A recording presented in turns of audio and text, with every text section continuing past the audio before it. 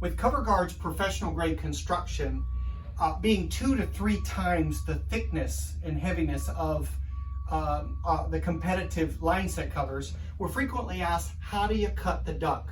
So in a couple of very simple tips about that, if you have access to a chop saw, a sawzall, or a hacksaw, anytime that you nest the base and the cover together, you can do one cut with those, making sure you use a fine tooth blade and you'll be good to go.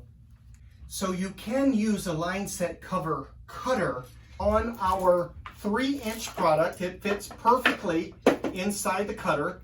The base of the 3-inch product is a little bit tighter. You have to spread it just a little bit, but it will work.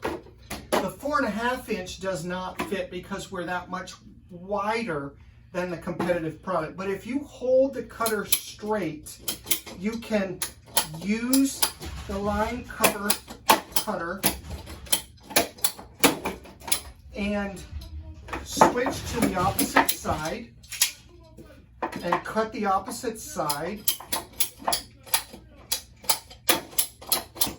You won't have a perfectly straight edge, but our fittings have over a 1/2 inch of overlap that gives you a nice clean finish.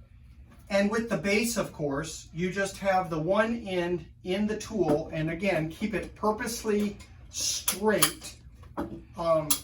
And it takes a little bit more elbow grease because of the thickness of our product, but it does cut the duct, and sometimes that second side will cut, or you may have to flip it over and stick it in the channel and cut the second side.